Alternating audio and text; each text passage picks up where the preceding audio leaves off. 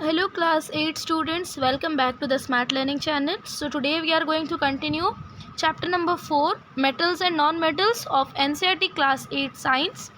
Yes. So today we are going to discuss the topic displacement reaction. What is this word displacement reaction means? So before understanding this displacement reaction, we have to understand that the reactivity series of metals. What is this reactivity series of metals? Reactivity series of metals means कि किसका कौन सा metal का सबसे high reactive power है और कौन सा मेटल का सबसे लो रिएक्टिव पावर है, वो एकदम लाइन वाइज लाइन हम लोग को समझना होगा. ठीक है, कौन सबसे टॉप में आता है हाईएस्ट रिएक्टिव, फिर उससे नीचे कौन आता है, फिर करके नीचे मीन सबसे लोएस्ट रिएक्टिव मेटल कौन है उसको जानेंगे. ठीक है, तो चलिए देखते हैं पहले reactivity series of metals and non metals. So here it is reactivity series of metals. पहले हम लोग मेटल्स का रिएक्टिविटी सीरीज जान लेंगे कि जो सबसे मोस्ट रिएक्टिव मेटल है वो होता है पोटेशियम. पोटेशियम जो होता है वो सबसे रिएक्टिव मेटल है as compare to other metals. जो जितने भी मेटल्स हैं उनसे पोटेशियम मेटल जो होता है वो सबसे रिएक्टिव होता है. क्लियर. एंड उसके नीचे सेकंड नंबर में आएगा सोडियम. सोडियम का शॉर्ट फॉर्म होता है Na. पोटेशियम का शॉर्ट फॉर्म होता है K. फिर सोडियम के नीचे आएगा कौन, कैल्शियम Ca. फिर उसके बाद मैग्नीशियम Mg. और फिर उसके बाद एल्यूमिनियम Al, जिंक का Zn, फिर आयरन Fe, लीड का Pb, हाइड्रोजन का H है ना, कॉपर का Cu, मर्क्यूरी का Hg, सिल्वर का Ag, गोल्ड का Au और प्लैटिनम आ जाएगा Pt. प्लैटिनम जो होता है वो लीस्ट रिएक्टिव मेटल होता है और पोटेशियम जो होता है वो मोस्ट रिएक्टिव मेटल होता है. ठीक है, मतलब सबसे ज़्यादा रिएक्ट करेगा पोटेशियम और सबसे कम रिएक्ट करेगा platinum. Clear. So this is the reactivity series of metals. इसको अगर आप याद करते हो ना तो डिस्प्लेसमेंट रिएक्शन आपके लिए चुटकी भर में काम हो जाएगा, है ना. चलिए देखते हैं डिस्प्लेसमेंट रिएक्शन क्या होता है. So, displacement reaction. Recall the activity of the reactions between copper sulfate and iron that you performed in class 7. Let us observe some more reactions of that kind. तो see यहाँ पर हम लोग को activity के हिसाब से ही समझना है कि we have to take 500 milliliter of beakers and label them as A B C D E. वो ABCD करके आपको वो बीकर को नाम देना है और एक एक बीकर में 50 मिलीलीटर ऑफ वाटर आपको डालना है. ठीक है, और वो बीटर में आपको कुछ सब्सटेंसेस डालना है.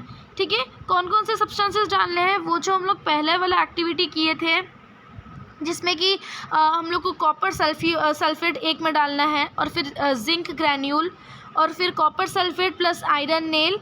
सी इसमें क्या करना है मैं आपको समझा दे रहा हूँ. पहला बीकर में क्या करना है आपको, कॉपर सल्फेट का 1 टीस्पून आपको लेना है और उस पानी में डिज़ोल्व करना है और फिर जिंक ग्रैन्यूल.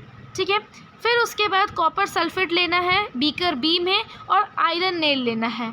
बीकर सी में जिंक सल्फेट लेना है और कॉपर टॉनिंग्स लेना है और फिर बीकर डी में आयरन सल्फेट और कॉपर टर्निंग्स, बीकर ई में zinc sulphate plus iron rod.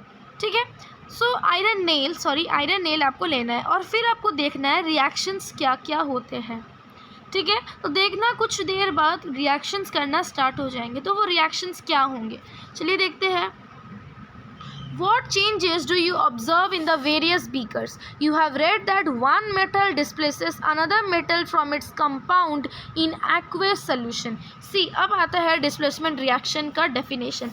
Displacement reaction का मतलब कि एक मेटल दूसरे मेटल को डिस्प्लेस कर देगा और एक मेटल क्या होना चाहिए, हाई रिएक्टिव होना चाहिए as compare to the other metal.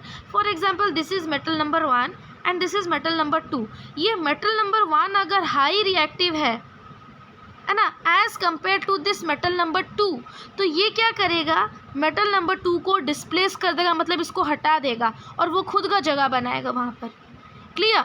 और अगर मेटल नंबर 1 अगर ये लो रिएक्टिव है, मेटल नंबर 1 अगर लो रिएक्टिव है और मेटल नंबर 2 अगर हाई रिएक्टिव है, तो ये मेटल नंबर 1 मेटल नंबर 2 का कुछ भी बिगाड़ नहीं सकता है. Only the high reactive metal can displace a low reactive metal. इसको चलिए एग्जाम्पल के हिसाब से समझते हैं. जो बीकर ए में हम लोग लिए थे जिंक और कॉपर, जिंक लिए थे बीकर ए में, क्या लिए थे हम लोग, कॉपर सल्फेट प्लस जिंक, है ना, कॉपर सल्फेट प्लस जिंक हम लोग लिए थे। तो क्या होता है रिएक्टिविटी सीरीज ऑफ मेटल्स में, आप देखिए और बताइए कॉपर सबसे हाई रिएक्टिव होता है या जिंक हाई रिएक्टिव होता है। तो देखा जाए रिएक्टिविटी सीरीज ऑफ मेटल के अनुसार तो जिंक मेटल जो होता है वो हाई रिएक्टिव होता है as compare to this copper. Yes और नो? यस। तो जिंक क्या करेगा, कॉपर से तो ज़्यादा रिएक्टिव है ना, तो ये जिंक क्या करेगा, कॉपर को हटा देगा और अपना जिंक वाला सोल्यूशन बनाएगा, है ना। हम लोग कॉपर सल्फेट लिए थे, CuSO4 लिए थे, है ना, प्लस Zn लिए थे।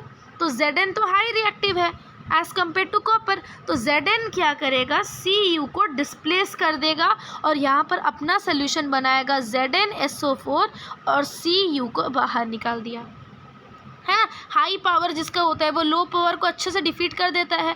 सेम वे यहाँ पर जिंक का हाई रिएक्टिव है तो वो क्या करेगा, कॉपर को हटा दिया और जिंक सल्फेट बना दिया। कॉपर सल्फेट था पहले, CuSO4 का फुल फॉर्म होता है कॉपर सल्फेट, है ना। तो कॉपर सल्फेट था और जिंक उसको हटाकर जिंक सल्फेट बना दिया और कॉपर को बाहर निकाल दिया। This is what is mean displacement reaction. Clear? इसमें सिर्फ रिएक्शंस आपको बताने हैं, सिर्फ हाई रिएक्टिव मेटल ही लो रिएक्टिव मेटल को डिस्प्लेस कर सकते हैं। अब चलिए और एक एग्जांपल लेते हैं। For example let me change the colour. For example अगर यहाँ पर होता है Cu प्लस ZnSO4 तो क्या इसमें डिस्प्लेसमेंट रिएक्शन होगा? इसमें हम लोग को कौन से दो मेटल्स मिल रहे हैं, कॉपर एंड Zn मतलब जिंक। कॉपर जो होता है वो जिंक के कंपेयर से लेस रिएक्टिव होता है। यस। तो लेस रिएक्टिव मेटल एक मोर रिएक्टिव मेटल को चेंज नहीं कर सकता है, डिस्प्लेस नहीं कर सकता है, रिमेंबर दिस। तो यहाँ पर नो रिएक्शन होगा, नो रिएक्शन। क्लियर? ठीक है। यहाँ पर बिकॉज कॉपर लेस रिएक्टिव है Zn से, तो कॉपर Zn को कुछ भी बिगाड़ नहीं सकता है, यहाँ पर कुछ भी रिएक्शन नहीं होगा। ठीक है। और अगर हम लोग वही लेते हैं ZnSO4 sorry CuSO4 plus Zn, अब हम लोग लिए copper sulphate plus zinc. Yes.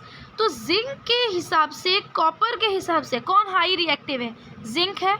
Reactivity series of metals को अच्छी तरह से हार्डली लर्न कर लीजिए बिकॉज उसके बिना डिस्प्लेसमेंट रिएक्शन कुछ भी आप नहीं कर पाओगे। तो जिंक हाई रिएक्टिव है कॉपर से, है ना, तो हाई रिएक्टिव क्या करेगा, लो रिएक्टिव को अच्छी तरह से हरा देगा। तो यहाँ पर क्या करेगा, Zn Cu को बाहर निकाल देगा, Cu को बाहर निकाल देगा और अपना सोल्यूशन बनाएगा ZnSO4, that means Zn zinc sulphate बनाएगा। क्लियर? डिस्प्लेसमेंट रिएक्शन क्लियर हुआ। अब ये जो हम लोग 6 बीकर लिए थे इसमें क्या डिस्प्लेसमेंट रिएक्शन हो रहा है कि नहीं, चलिए उसको चेकआउट करते हैं। सो बीकर ए वाला तो हम आपको एक्सप्लेन कर दिए, जिंक और कॉपर वाला, है ना। सो यहाँ पर लिखा है कि बीकर ए में जिंक क्या किया, कॉपर को डिस्प्लेस कर दिया, रिप्लेस कर दिया कॉपर सल्फेट से और क्या बना दिया, जिंक सल्फेट बना दिया। That is why the blue colour of copper sulphate disappears and the powdery red mass of copper is deposited at the bottom of the beaker. See, आप यहाँ पर देख सकते हो जो बीकर ए था ये पहले ब्लू कलर का सोल्यूशन था, अब देख सकते हैं ब्लू कलर का सोल्यूशन नहीं है, है ना, ब्लू कलर का सोल्यूशन फेड हो गया और नीचे देख सकते हैं कुछ डिपॉजिट्स है, वो डिपॉजिट्स क्या है, कॉपर का डिपॉजिट्स है और ये सोल्यूशन क्या है, जिंक सल्फेट बन गया। Clear? So this is what is done in beaker A. See, beaker A का रिएक्शन दिया गया है, कॉपर सल्फेट का कलर होता है ब्लू और जिंक, तो जिंक तो हाई रिएक्टिव होता है, तो जिंक क्या किया, कॉपर को रिप्लेस करके जिंक सल्फेट बना दिया और कॉपर को बाहर निकाल दिया। क्लियर? वैसे ही beaker A B C D E वैसे सब में होगा। बीकर बी में क्या है, copper sulphate plus iron nail, तो इसमें दो मेटल आपको क्या मिल रहे हैं, कॉपर और आयरन। तो कॉपर हाई रिएक्टिव है कि आयरन हाई रिएक्टिव है, आप रिएक्टिविटी सीरीज ऑफ मेटल्स में जाकर देख सकते हैं। तो आयरन जो होता है वो हाई रिएक्टिव होता है कंपेयर टू कॉपर, तो हाई रिएक्टिव है मतलब ये कॉपर को अच्छी तरह से हरा देगा, तो यहाँ पर वो अपना सोल्यूशन बनाएगा FeSO4 और कॉपर को बाहर निकाल दिया। ठीक है, मतलब आयरन सल्फेट बना और कॉपर बाहर निकल आया। So iron sulphate plus copper, इसका रिएक्शन ये आ जाएगा। Clear, this much is clear to you. Beaker C में देखिए, बीकर सी में है zinc sulphate plus copper turnings, मतलब यहाँ पर जिंक वाला मेटल है और कॉपर वाला मेटल है। ठीक है, तो अब देखिए जो कॉपर है वो जिंक से तो लेस रिएक्टिव है, तो लेस रिएक्टिव तो हाई रिएक्टिव को रिप्लेस नहीं कर सकता, तो यहाँ पर नो रिएक्शन होगा। क्लियर। बीकर डी में क्या है, आयरन सल्फेट है और कॉपर टर्निंग से, यहाँ पर आयरन जो है वो ज़्यादा रिएक्टिव है कॉपर से, है ना, और कॉपर जो है वो लेस रिएक्टिव है आयरन से, तो कॉपर आयरन को रिप्लेस नहीं कर सकता, तो यहाँ पर भी नो रिएक्शन होगा। क्लियर। बीकर ई में क्या है, zinc sulphate plus iron nail. अब यहाँ पर जिंक वाला मेटल है और आयरन वाला मेटल है, तो zinc compare to iron, zinc का हाई रिएक्शन पावर है ना, और आयरन नेल का लो रिएक्शन पावर है, तो आयरन नेल जिंक को नहीं हटा पाएगा, तो यहाँ पर भी नो रिएक्शन होगा। Only a high reactive metal can displace a less reactive metal in the solution. Clear? Is it clear to all of you? Now let's see what is there in next para. This has been only explained in this para. This, see, there could have been displacement of zinc by copper in beaker C and by iron in beaker E. Similarly, iron could not be displaced by copper in beaker D. ठीक है, so this is all I have explained you कि यहाँ पर क्या होना चाहिए। यहाँ पर बस यहाँ पर वर्ड में लिखा गया है कि C और D और E में क्या चेंजेस होगा। Since we do not see any change in beaker C, we can infer that copper is not able to replace zinc from the zinc sulfate। जो कि हम आपको बताया कि कॉपर क्या करेगा, जिंक को हटा नहीं सकता है उसका सोल्यूशन से। बट वाई, ऐसा क्यों है? Because when zinc can replace copper in beaker A, why copper cannot replace zinc in beaker C? जब हम लोग देखें कि जिंक कॉपर को बदल दे रहा है, तो कॉपर क्यों जिंक को नहीं बदल पा रहा है? बिकॉज जिंक जो होता है वो मोर रिएक्टिव होता है कॉपर से, है ना, इसीलिए जिंक क्या किया, कॉपर और आयरन को चेंज कर दिया, और कॉपर और आयरन जिंक को चेंज नहीं कर सकते हैं। Only a more reactive metal can replace a less reactive metal. ठीक है, but a less reactive one can not replace a more reactive metal. This is all about displacement reaction, इसमें और कुछ नहीं था। ठीक है, now you can understand why there are no displacement reactions in beaker D and E also. Can you guess the sequence of metals from more reactive to less reactive among zinc, iron, copper? zinc, iron, copper में से कौन more reactive और कौन less reactive है? तो अगर देखा जाए तो zinc पहले आएगा, उसके नीचे आयरन आएगा और उसके नीचे कॉपर आएगा।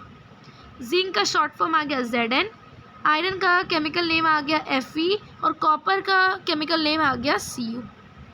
ठीक है, so this is all about displacement reaction. Clear? Is this clear to all of you? Last topic is uses of metals and non-metals. तो इसको हम लोग क्या करेंगे, नेक्स्ट वीडियो में सेपरेटली अच्छी तरह से समझेंगे। अभी आप डिस्प्लेसमेंट रिएक्शन को आपके दिमाग में डाल लीजिए, और रिएक्टिविटी सीरीज ऑफ मेटल जो कि हम आपको प्रोवाइड किए हैं, इसको प्लीज़ आप हार्डली लर्न कर लीजिए। ठीक है, so this is all for today. If you like this explanation, then please like this video, share to your friends, and if you're new to my channel, then subscribe it. Thank you so much, students.